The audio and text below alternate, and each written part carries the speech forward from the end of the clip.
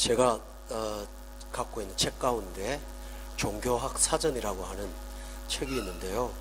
페이지로 한 1000페이지가 넘습니다. 근데 그것에 기록된 사전 속에는 이 세상에 있는 모든 종교가 다도 아니고 나열되어 있는데 약 페이지로 1000페이지가 될 만큼 종교가 그렇게 많습니다.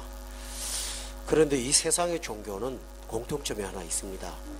종교를 만든 사람이 있고 또 자기가 깨달은 어떤 개인적인 생각을 전하는 선생들이 있습니다.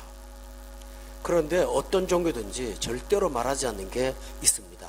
그것은 뭐냐 하면 그 교주를 아버지라고 하는 데는 어디도 없습니다. 그리고 믿고 따르는 사람을 자녀라고 말하는 종교도 어디도 없습니다. 모든 종교는 신격화시킨 존재가 따로 있고 사람은 범접을 할 수 없는 불가, 침, 영역, 신을 모시고 있다고 가르쳐 줍니다. 왜 그렇게 말하냐면은 여러분 이 세상에서요 자녀한테 대한 무한 책임을 갖고 있는 게 누군가요? 부모예요. 그렇죠? 부모는 가난하든 부하든 병들든 그저 늘 자녀에 대한 무한 책임을 갖고 있습니다. 제가 목회하면서 마음 아픈 죽음을 가끔 볼 때가 있었는데요. 젊은 분이 돌아가시는 경우입니다. 이분들이 돌아가실 때 굉장히 힘들게 돌아가세요. 마음이요. 예수 믿고 천국 가는 거 확신하니까 구원에 대한 기쁨도 있고 그런 분들인데 돌아가실 때 너무너무 슬프게 돌아가세요. 그건 딱 하나예요. 이 세상에 아직도 미성년자 아이들, 남은 자녀들 누가 돌보며 누가 키우며 누가 이 아이들을 보호해 줄까, 거기에 대한 마음의 염려를 죽을 때까지 끌어안고 숨을 거두는 걸 보면서 참 목이 메이더라고요. 부모의 마음은 그런 거 아닙니까? 그래서 타종교가 부모라는 말로 표현을 안 합니다. 왜냐하면 책임을 못 지니까요. 인간에 대해서. 부모는 자식한테 요구를 하지 않고 줍니다. 끝없이 줍니다. 그런데 이 세상의 종교는 부모가 아니니까 네가 해봐라 하는 거예요. 그래서 전문 용어로는 기독교를 제외한 모든 종교는 자율 종교입니다. 네가 스스로 해라는 거죠.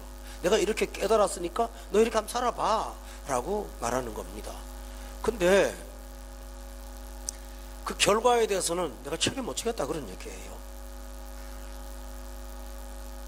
또 하나는 은혜라는 게 존재하지 않습니다. 왜냐하면 행한 대로 사는 거니까. 행하면 복받고 행하지 못해서 어려움 당하면 고통 당하는데 그걸 누가 책임을 줄 사람이 없으니까 그걸 뛰어넘는 은혜라는 것이 없어요. 그런데 우리에게 얼마나 귀한 소망이 있느냐 하면은 하나님은 당신을 가리켜서 우리의 아버지라고 말씀하세요. 예수님이 가르쳐 주신 주기도문 가운데 첫 마디가 하늘에 계신 우리 하나님이 아니고 우리 아버지요 라고 되어 있어요. 1장 11절도 보면 영접하는 자 곧 그 이름을 믿으면 종교인이 된다고 하지 않고 하나님의 자녀가 된다. 근데 그게 자녀라는 게 얼마나 좋은 것인지 권세라고 말을 하지 않습니까? 그러므로 우리가 예수 믿고 하나님을 부모님으로 아버지로 모시고 산다는 것이 얼마나 귀한 일이지요. 근데 그것도 마음이 식을 때가 있습니다. 그러면 성령님이 친히 우리 영과 더불어 하나님을 아빠, 아버지라고 부르짖게 하신다고 말씀하셨거든요. 외롭고 힘들고 대책 없을 때 내가 있잖아. 너 걱정하지 마라. 네가 내 자식인데 내가 그냥 두겠어 라고 하시는 하나님이 성령님을 통해서 아비가 있다는 사실을 깨우쳐 준단 말이에요. 그것이 얼마나 귀한지 모른다고요. 그런데 부모가 있고 자식이 있으면 자식은 그 부모의 자녀라는 그 외적인 그 형태가 있어요. 얼굴이 닮았죠. 또 걸음걸이도 닮았어요. 여러분이 관심하지 않고 보셨지만 예배 마치고 성도님들 돌아가실 때 보면요, 엄마 발걸음하고 딸 발걸음하고 어떻게 그렇게 똑같은지 몰라요. 진짜 너무 닮아도 이렇게 닮을 수가 없어. 그거 가르쳐 준 법이 없을 텐데 아버지하고 아들이 어째 그래 닮았는지 몰라요. 그걸 보면 자녀라는 증거가 금방 나와요. 또 식성도 그래요. 생선을 안 먹는 집은 부모가 안 먹으면 자녀도 잘 안 먹어요. 그 참 특별한 일이에요. 누가 가르치는 것이 없는데 이렇게 자녀는 부모를 모든 걸 담습니다. 또 부모로서 자녀라는 증거가 문서에도 있습니다. 법적으로 등본이 있잖아요. 그걸 떼보면 부모라는 걸 우리가 금방 증거를 할 수가 있고요. 어떤 증거가 없어도 자녀는 부모를 본능으로 압니다. 그런데 우리는 하나님의 자녀잖아요. 근데 하나님의 형상이 없어요. 그러니 우리 외모가 어떤 사람은 아름답게 보이기도 하고 어떤 사람은 험하게 보이기도 하지요. 예수 믿는 사람인데 외모가 하나님이 어떤 분이신지 형상이 없으니까 우리가 하나님의 자녀라는 걸 외모로는 사실은 쉽지가 않아요. 그래서 제가 우리 교회에 와서 얼마나 재미있는 일이 있었다고요. 김재승 집사님 계실 때가 그리운데요. 그분하고 다니면 항상 그분이 목사님이에요. 다른 분들이 그럼 저한테 집사님이라고 그래요. 어떻게 그분이 목사님을 부르고 저는 좀 인격이 덜하게 보이는지 그렇게 말을 해요. 그런데 나중에 알고 보면 제가 목사잖아요. 그 목사 인상이 따로 있고 집사님 인상이 따로 있는 게 아니더라니까요. 난 그래서 가끔 김재승 집사님 부러웠어요. 아유, 저 양반은 어떻게 저렇게 거룩하게 생겼어.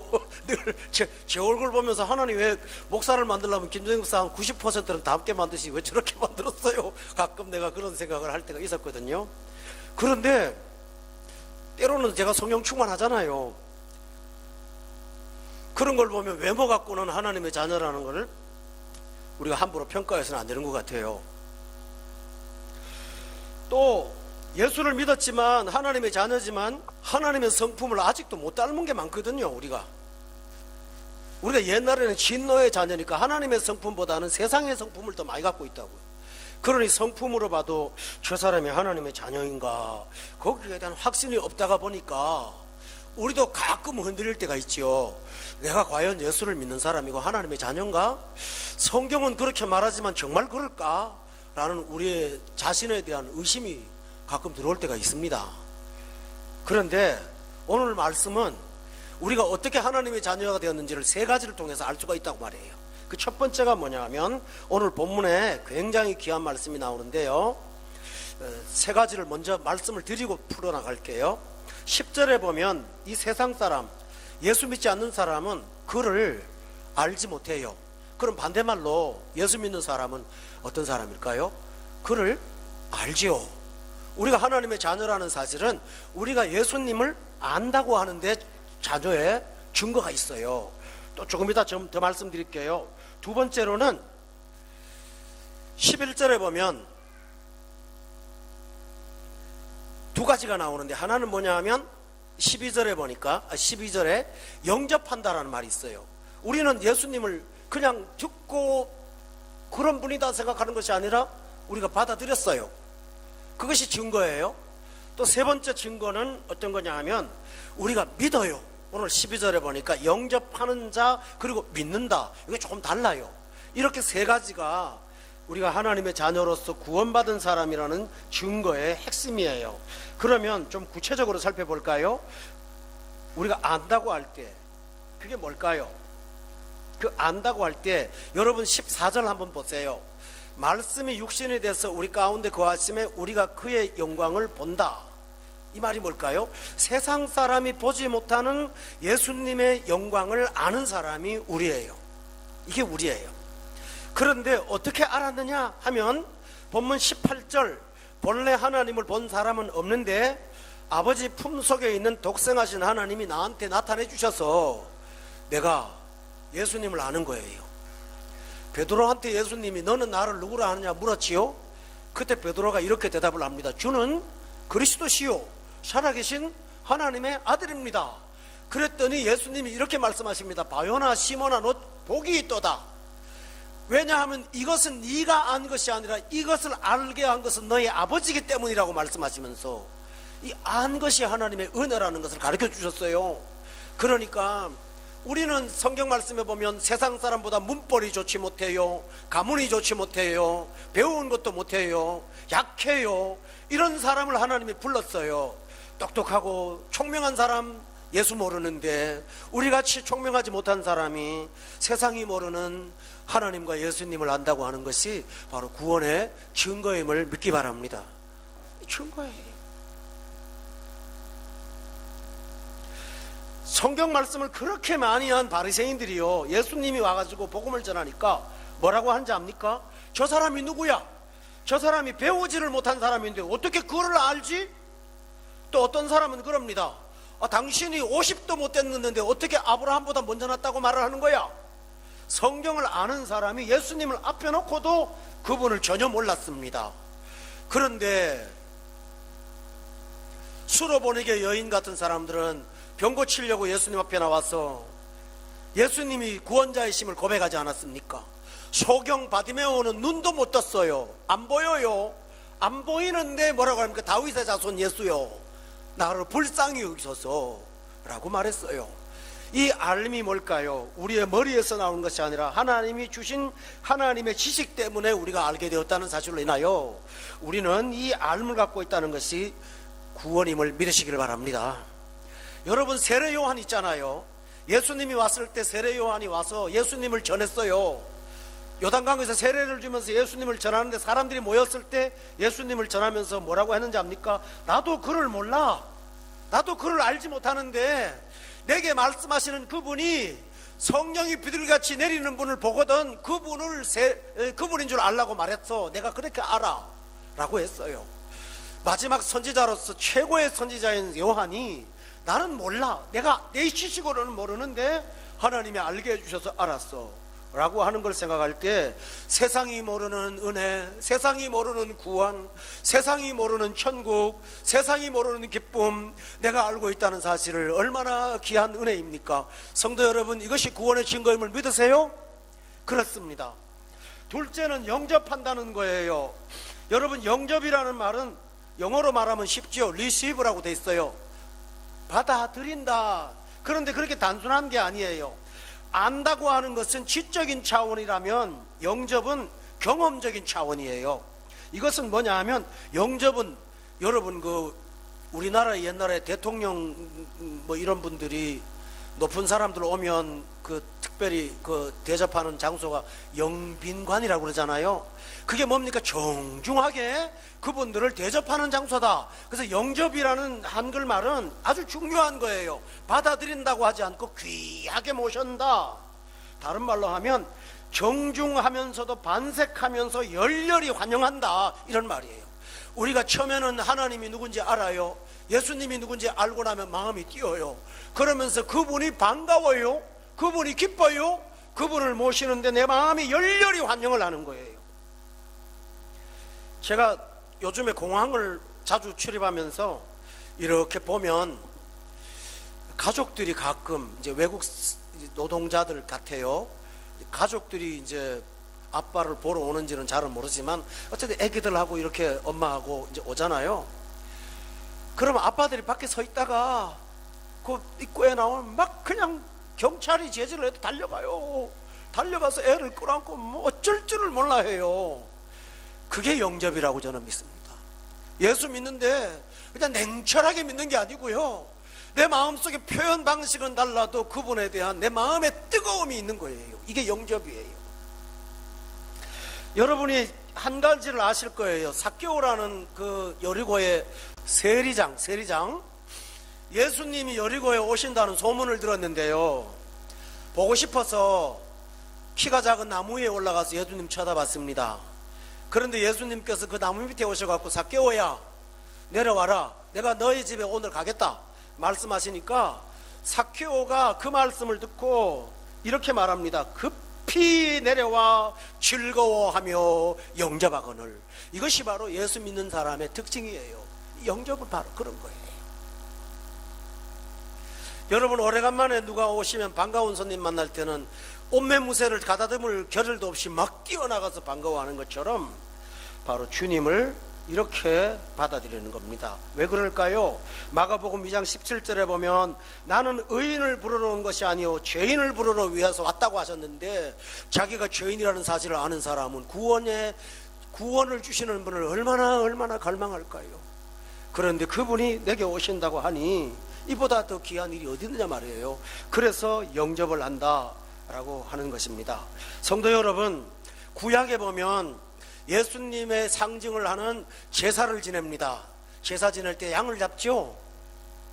양의 피를 가지고 제단에다가 뭐 하는지 아세요? 발라요. 특별히 지성소에 들어가면 그 하나님의 법궤가 있는데 법궤는 두 부분으로 되어 있어요. 속에 통이 있고 위에 뚜껑을 속죄소라고 표현합니다. 뚜껑은 죄를 덮었다는 뜻인데요, 그 뚜껑이 덮는 게 아니고요, 양을 잡아서 그 피를 뚜껑에다 이렇게 발라요. 그걸 덮는다는 뜻이에요. 구약의 성도들은 죄가 피로 덮어진다는 것을 배웠어요. 그런데 세례 요한은 예수님을 설명하면서 뭐라고 하는지 압니까? 세상 죄를 덮는이라고 하지 않고 세상 죄를 지고 가는 어린 양이라고 그랬어요. 구약의 성도들은 죄를 덮는 것도 고마웠어요. 그런데 예수님은 세상의 죄를 덮는 정도가 아니라 당신이 내 죄를 대신 지고 가마, 내 무거운 죄짐을 당신의 어깨에 짊어지고 십자가로 올라가는 그분이 내게 찾아오셨어요. 이보다 더 귀한 일이 어디 있습니까? 삭개오가 예수님 만날 때 돈이 없었어요. 건강이 없었어요. 그는 부자예요. 돈이 너무너무 많아갖고요, 재산의 절반을 가난한 사람에 나눠주고도 남아서 하나님 앞에 잘못한 것을 4배로 갚아도 먹고 살 만큼 충분히 있는 사람이었어요. 그런데 그는 예수님 오신다는 소문을 듣고 나 같은 죄인 구원하시는 것이 얼마나 감사한지 버선발로 뛰어나가서 찬양하는 거, 이것이 영접이에요. 성도 여러분, 여러분이 예수님을 이렇게 대하십니까?